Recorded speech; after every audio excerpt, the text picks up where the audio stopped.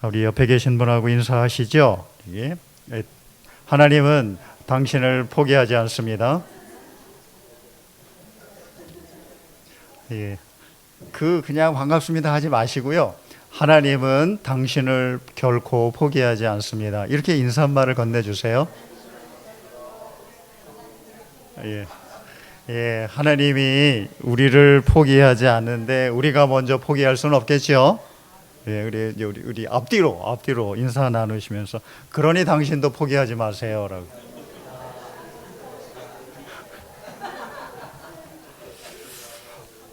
룻기의 결말을 보면 우리가 어떤 상황에서도 결코 포기할 수 없는 사람들이라는 것이 분명해집니다.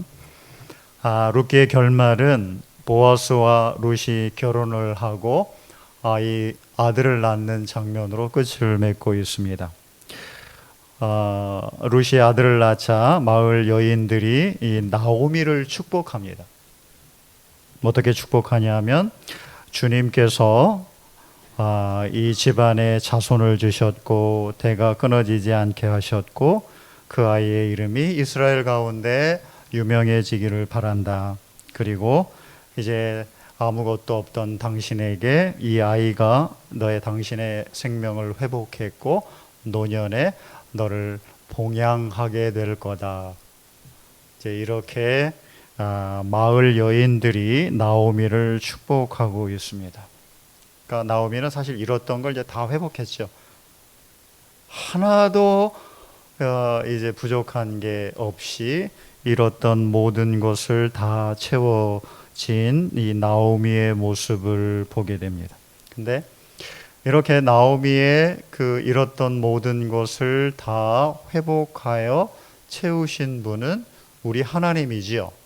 우리 하나님입니다. 13절에 보면 룻에게 아들을 낳게 하신 분도 이제 주님이라고 나와 있고 또 14절에 찬양을 받으실 분도 주님이고 자손을 주신 분도 역시 주님이라고 이렇게 번역이 되어 있는데 정확히는 여호와입니다.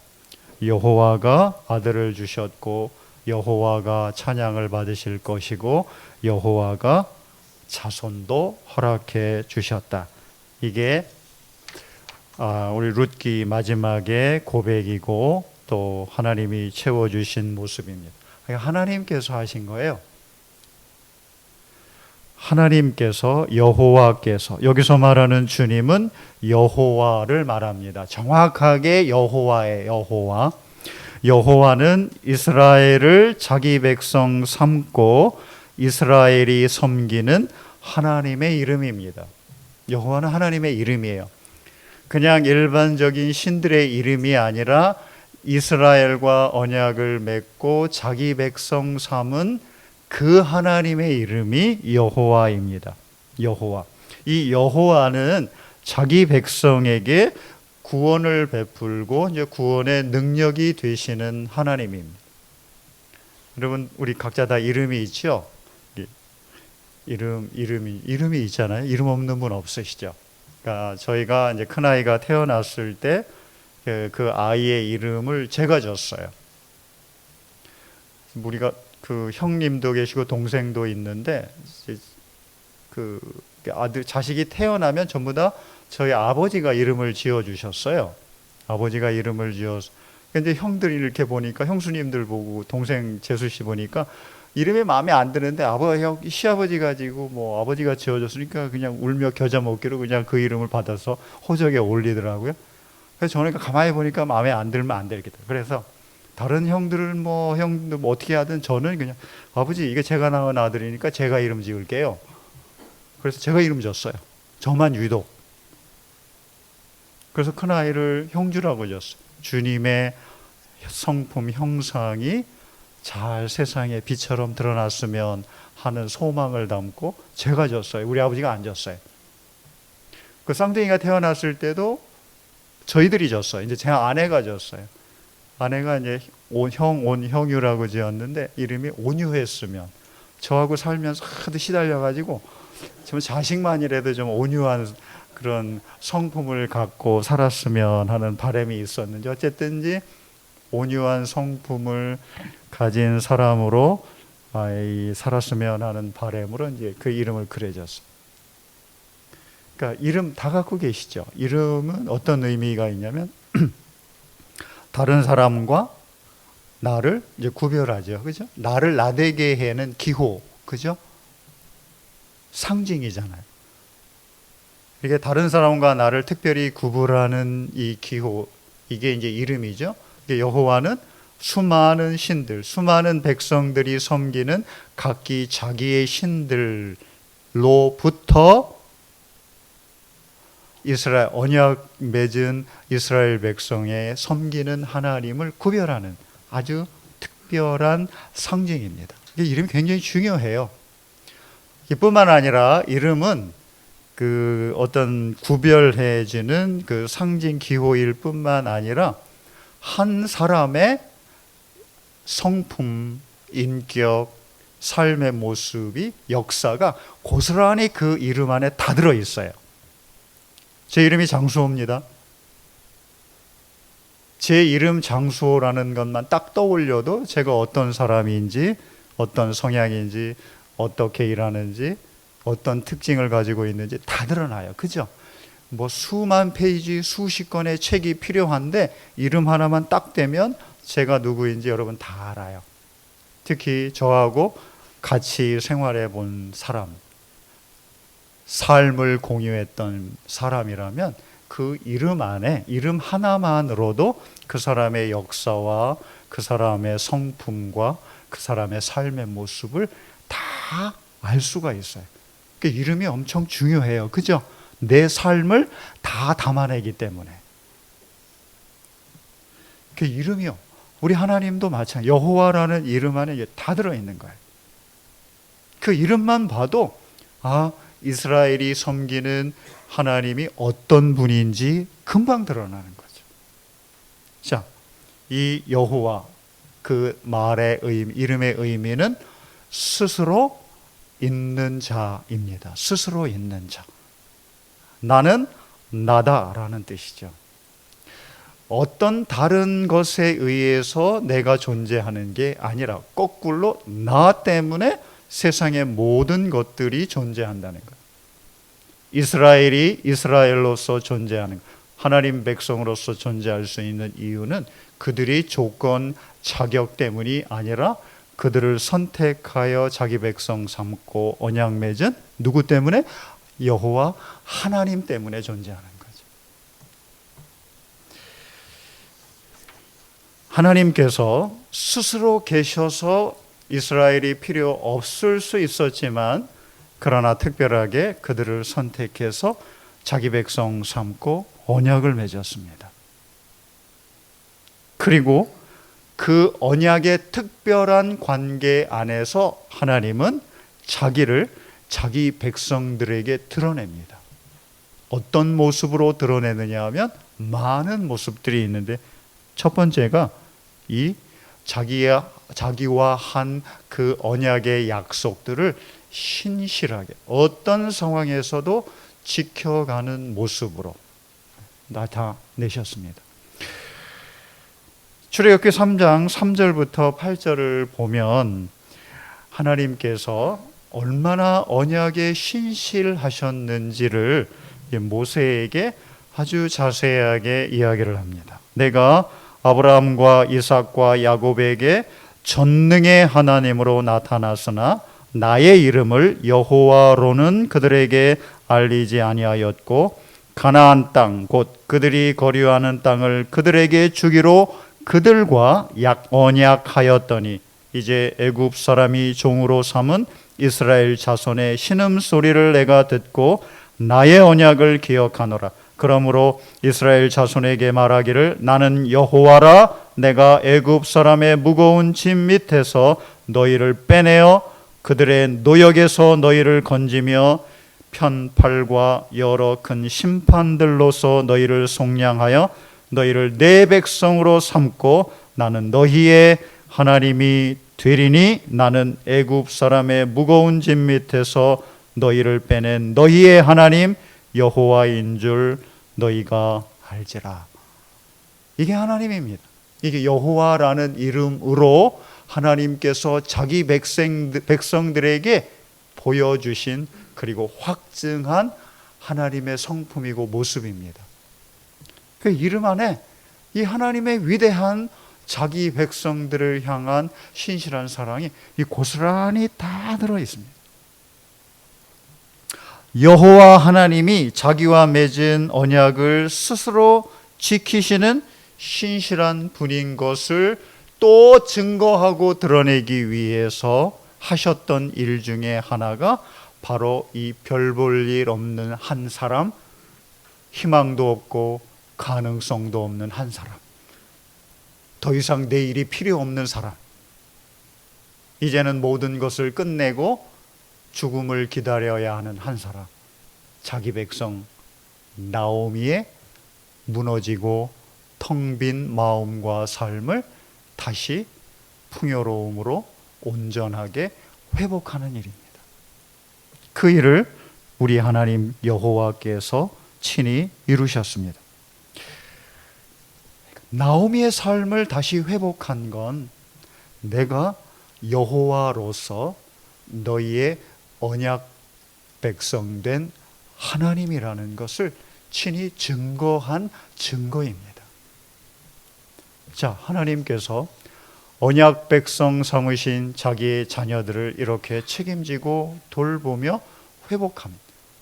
우리는 그리스도 예수 안에서 하나님의 새 언약의 백성 된 사람입니다. 나오미를 그렇게 채우셨던 그 하나님, 우리도 그렇게 채웁니다.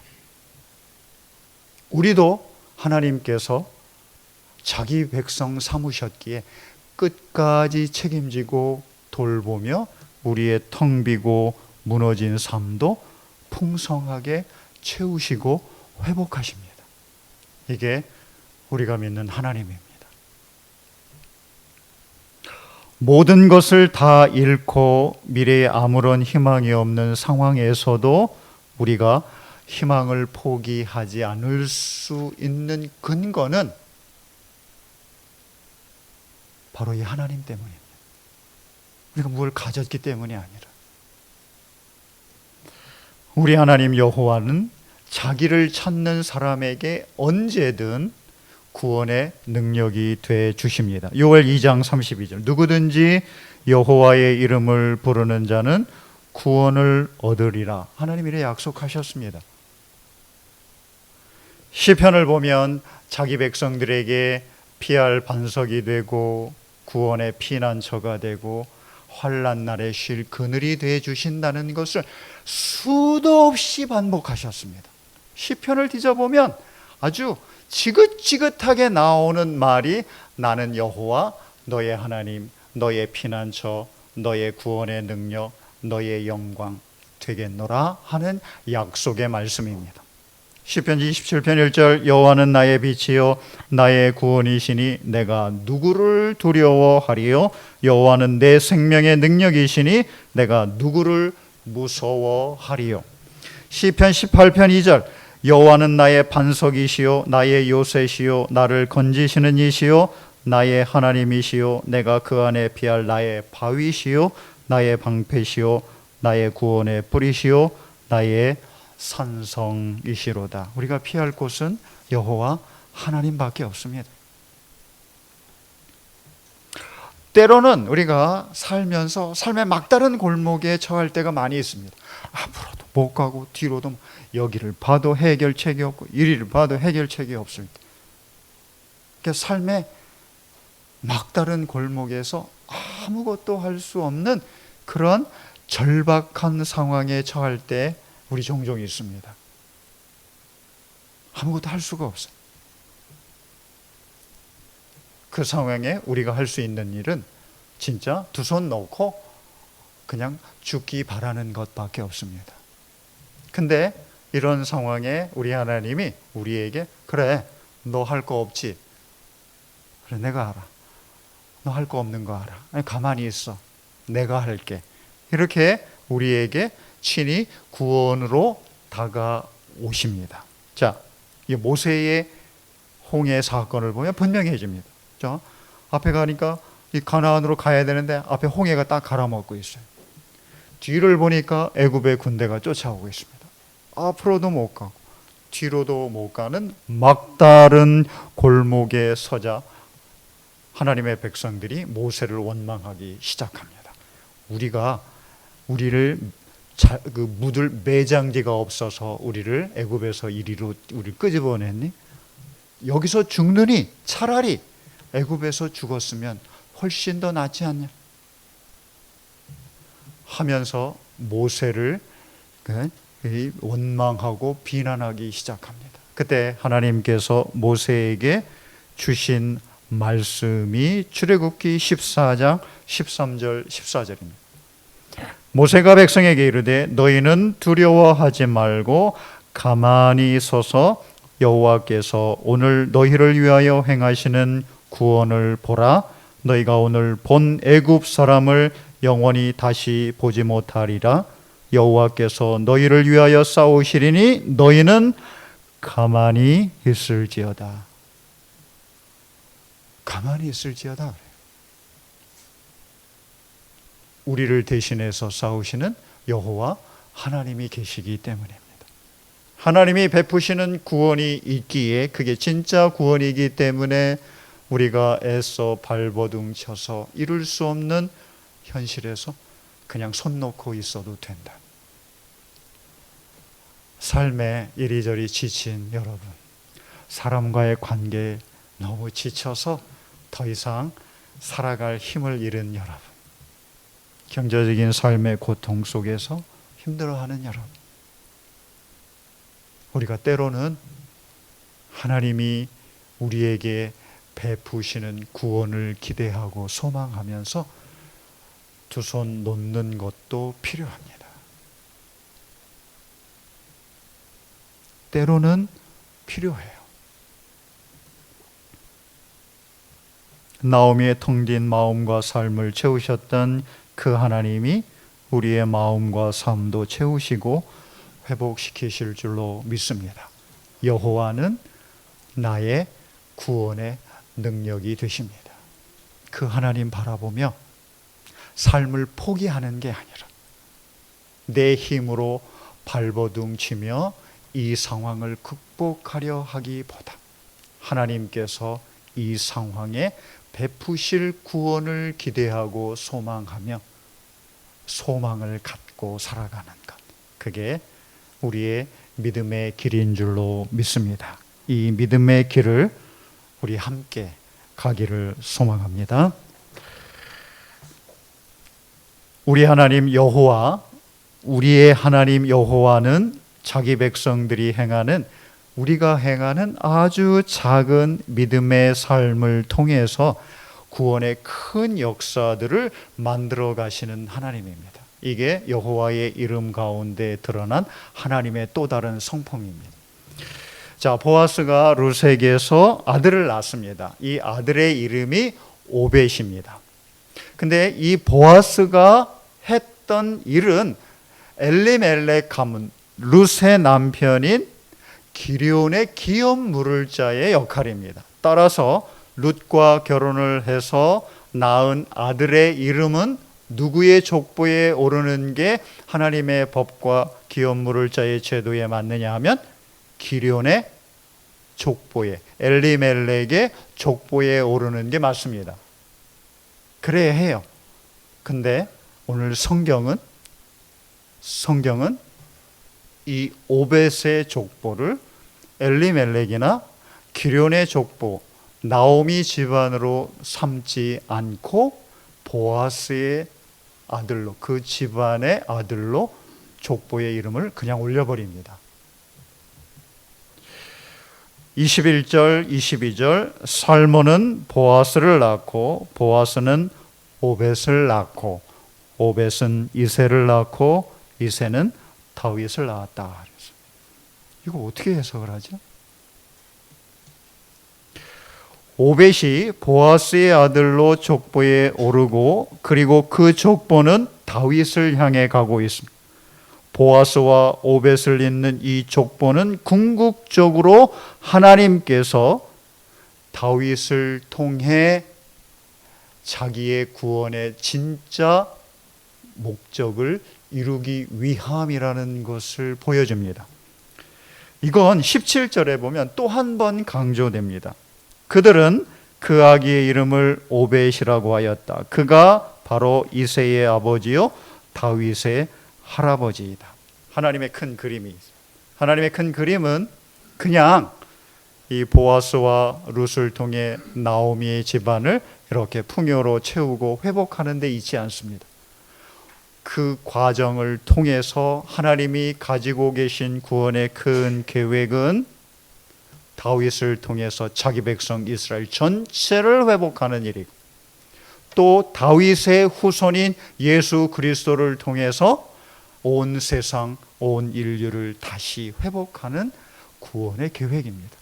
하나님께서 이루어 가시는 이 큰 구원의 계획 안에서 하나님은 보아스와 룻, 나오미의 집안을 회복하고 채우는 일들을 하셨을 뿐입니다.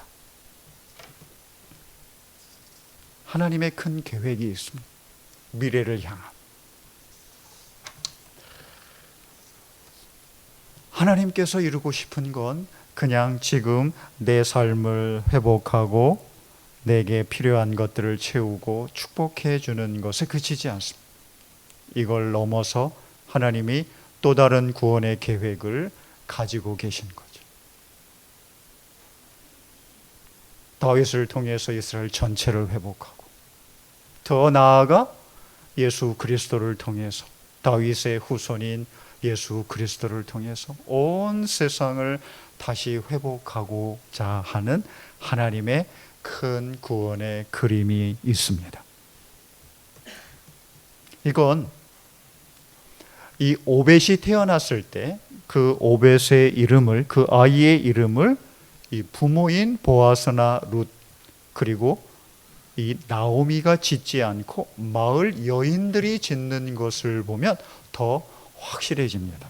17절, 이웃 여인들이 그 아기에게 이름을 지어주면서 나오미가 아들을 낳았다 보았다 하고 환호해요. 그러니까 마을 여인들이 애들 이름을 줘요. 여러분이 자식을 낳았는데 그 자식이 옆집 아줌마가 이름 지어주고, 물론 이제 그렇게 이름 잘 짓는 사람 찾아가서 이름 져달라고 하는 분들도 있긴 한데 그러지는 않죠. 우리의 믿음과 우리의 믿음의 소망과 미래의 희망을 담아서 우리 아이의 이름을 지죠. 근데 이 마을 여인들이 이 오벳의 이름을 지어주고, 그 이름을 지어주는데 부모들도 그래 그렇게 막, 그래도 아무도 손을 안 대. 이 이야기는 이 아이가 단지 보아스와 룻 혹은 나오미의 자식이 아니라 하나님께서 이어가시는 구속사, 구원의 역사 속을 이어받을 하나님의 자녀, 이스라엘의 자녀라는 것을 증거해 주기 때문입니다. 네, 우리가 기억해야 할 것은, 그렇게 낳은 이 아들 오벳이 장차 다윗의 조상이 되어 이스라엘을 회복하는 하나님의 계획의 일부라는 것, 더 나아가서는 다윗의 후손인 예수 그리스도를 통해 온 세상을 회복하는 하나님의 구원의 계획이라는 것을 이때 누구도 알지 못했다는 사실입니다. 보아스도 몰랐고, 룻도 몰랐고, 나오미도 몰랐습니다. 그들은 단지 자기에게 주어진 삶의 현실에서 해야 할 일들을 했을 뿐입니다. 하나님을 믿고,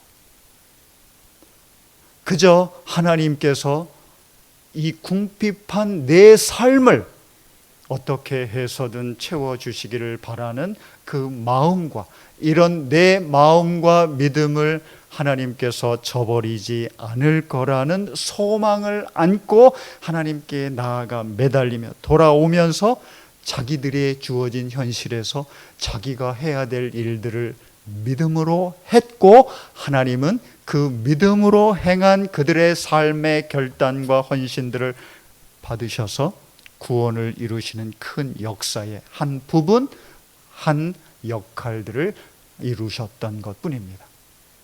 이제 우리가 어떻게 살아야 하는지 그 답이 분명해집니다. 우리의 미래가 어떻게 하나님께서 만들어갈지 우리는 몰라요. 우리는 모릅니다. 우리가 해야 될 일은 우리에게 주어진 현실에서 우리가 할 수 있는 일들을 하나님께서 받으셔서 이걸 미래의 꿈과 소망을 이루고 하나님께서 이루시는 큰 구원과 영광의 한 부분으로 삼아 주시기를 바라는 믿음으로 행할 뿐입니다. 그래서 우리가 지금 할 수 있는 일들을 찾고 그 일들을 행하면 됩니다. 그게 비록 작고 초라해도 이게 무슨 미래의 희망이 되겠나? 이게 무슨 미래의 가능성이 되겠나? 이게 뭔 일을 이루겠나? 이런 의심과 회의가 들더라도 아니야, 하나님은 이걸 받으실 거야. 이걸 받으셔서 지금은 알 수 없고 가늠할 수 없지만 하나님께서 이걸 믿음으로 행하는 우리의 삶의 결단과 헌신을 받으셔서 우리의 미래를 내가 상상할 수 없는 일들을 이루어 가실 거야 라는 믿음을 갖고 우리의 행할 일들을 행하는 것뿐입니다. 이게 믿음으로 살아가는 일입니다. 근데 하나님, 우리는요 너무 믿음으로 행하면 뭔가 크고 화려하고 사람들 앞에 내보여줄 수 있는 그런 어떤 일들을 해야 된다고 우리 생각을 해요. 그게 믿음이라고 여겨. 근데 그렇지 않습니다. 그렇지 않아요. 작아도 초라해도 별 볼 일 남에게 보여주지 않아도 그 상관이 없습니다. 하나님은 조건과 환경을 통해서 일하시는 분이 아니라 우리의 믿음을 보고 우리에게 행하시는 분이시기 때문입니다. 그러니 우리 사랑하는 시운소교회 교우 여러분, 이제 더 이상 우리에게 환경이니 조건이니 우리가 하는 일이 작으니 별 볼 일, 이거 갖고 언제 큰 일을 하느니 이런 이야기는 해서는 안 되는 겁니다. 이런 이야기를 할 게 아니라, 그래, 우리에게 주어진 현실에서 우리가 할 수 있는 일이 뭐지? 그래, 찾아보자. 찾아보고, 그래, 이게 지금 당장의 미래를 위해서 별 볼 일 없고 초라하고 아무런 영향력이 없는 것 같이 보여도 아니야, 하나님은 이 작은 것을 하늘의 미랄 씨앗으로 삼아서 언제 어떻게 풍성한 회복의 열매를 맺을지 몰라. 우리에게는 그 믿음이 있으니 해야지. 지금 할 것을 해야지. 아니야, 환경이 주어지면, 때가 되면, 조건이 되면 그때 해야지. 그런 생각을 갖지 않는 거죠. 우리 뭐든 합시다. 그게 크고 화려한 게 아니라 작고 초라해도 우리의 이 작은 믿음의 행위, 헌신과 결단을 통해서 하나님은 구원의 큰 역사들을 이루어 가신다는 걸 믿고 그 길 가는 우리 시운소교회 성도들, 우리 교회 되기를 우리 주 예수 그리스도의 이름으로 축복합니다. 마지막으로 하나만 더 보시죠. 우리 하나님 여호와의 이름 안에 담긴 하나님의 성품은 누구든지입니다. 누구든지 자기를 찾고 의지하는 그들을 하나님이 이루시는 구원의 역사의 파트너로 받아들이셔서 그 구원을 이루어 가십니다. 보아스가 아내로 삼은 룻은 이방 여인, 모압 여인입니다. 그렇죠? 모압 여인. 이렇게 이방 여인을 아내로 삼는 건 이 보아스 가문의 집안 내력인 것 같아요. 집안 내력. 집안이 줄줄이 그래요. 줄줄이. 한번 보실까요? 오늘 족보의 시작, 누구부터 시작합니까? 베레스부터 시작합니다. 이 베레스가 누구냐 하면 베레스의 아버지가 유다입니다. 유다의 이 베레스의 엄마는 누구죠? 다말입니다. 다말. 다말. 다말입니다. 다말.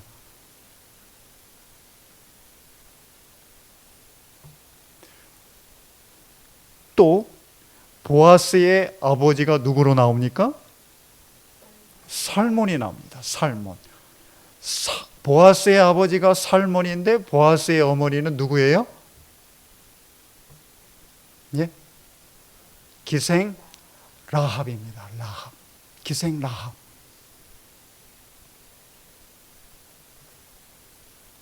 그 조상은 며느리, 그도 이스라엘 집안도 아닌 여인. 그의 아버지, 어머니는 기생 라합이요. 그러니까 아버지가 그랬으니 자기도 그러죠.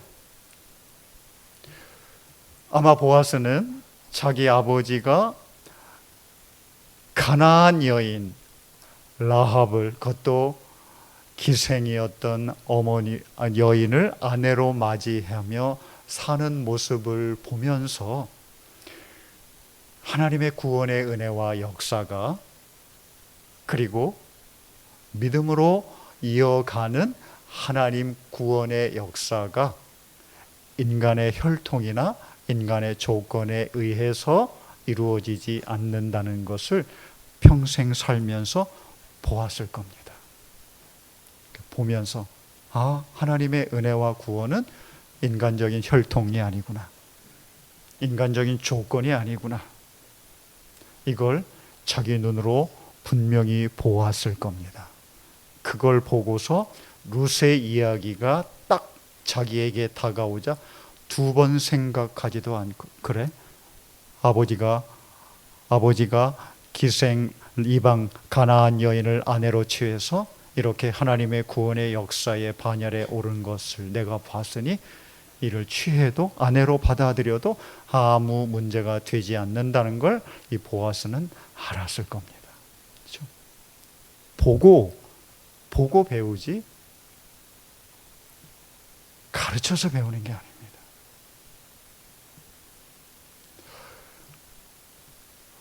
보아스는 이방 여인, 모압 여인 룻을 아내로 맞아들입니다.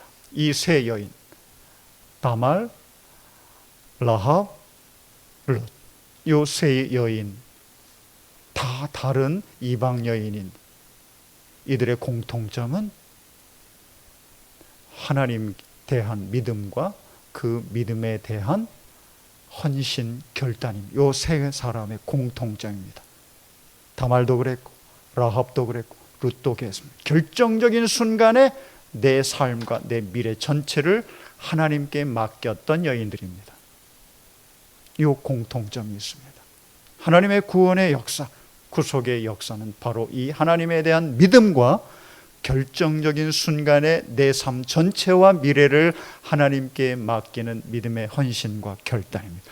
이게 이 세 사람이 다른 일반 여인들과 달랐던 모습입니다. 지금 우리에게도 마찬가지입니다. 우리에게는 언젠가 한 번은 믿음의 결단을 내려야 할 때가 옵니다. 내 인생 전체를 하나님께 맡겨야 할 때가 옵니다. 그 헌신의 결단을 하도록 하나님께서 한 번 우리를 극한 상황으로 밀어놨습니다. 다말도 그랬고 라합도 그랬습니다. 룻도 마찬가지고. 우리의 삶이라고 예외가 있겠습니까? 그리고 어떤 극한 상황으로 하나님께서 몰아갈 때에는 한 번은 우리 한번 그래 내 인생 내 하나님께 한번 걸어봐야지 하는 믿음의 결단을 내릴 수 있기를 우리 주 예수 그리스도의 이름으로 축복합니다. 이 세 가지 공통점을 이제 우리와 우리 시은소 교회로 우리의 시선을 한번 돌리십시다. 우리를 보고 우리 시은소 교회를 봅시다. 우리는 이제 더 이상 우리 교회의 환경과 여건, 과거의 모습에 매이지 않기를 바랍니다. 이 교회를 하나님 앞에 받으실 만한 교회로, 내 신앙을 하나님이 받으실 만한 신앙으로 세우겠다는 헌신의 결단을 우리는 이미 내렸다고 봅니다. 그래서 이 시은소교를 세웠고 여기에서 우리가 그 신앙과 그 교회 공동체를 세워가고 있습니다. 이제는 우리에게 주어진 이 현실에서 우리가 할 수 있는 일이 뭔가를 찾는 거죠. 뭘 위해서? 우리의 미래를 위해서. 그게 크고 화려하지 않아도 작고 초라해도 괜찮습니다. 하나님께서 그것들을 받으셔서 자기의 구원의 미래를 만들어 가시기 때문입니다. 우리가 만들어 가는 게 아닙니다. 하나님께서 하시기 때문입니다. 사랑하는 우리 시은소 교회 모든 성도 여러분, 우리와 우리 교회의 미래 희망과 가능성이 우리에게 있지 않습니다. 하나님께 있습니다. 하나님이 우리의 희망입니다. 하나님이 우리의 가능성입니다. 그 하나님을 믿고 우리 이 교회를, 우리 시은소 교회를, 그리고 우리의 신앙을 하나님께서 우리의 미래와 우리의 후손들이 영광받게 하실 거라는 믿음 안에서 우리가 지금 해야 할 일들을 찾고 그 일들이 비록 우리 눈에 별 볼 일 없고 초라해 보이고 아주 미약해도 함께 그 일들을 해 나갈 수 있기를 소망하고 축복합니다. 하나님께서 그걸 받으셔서 우리의 미래를 채워주고 회복해 주실 줄로 믿습니다. 하나님 감사합니다.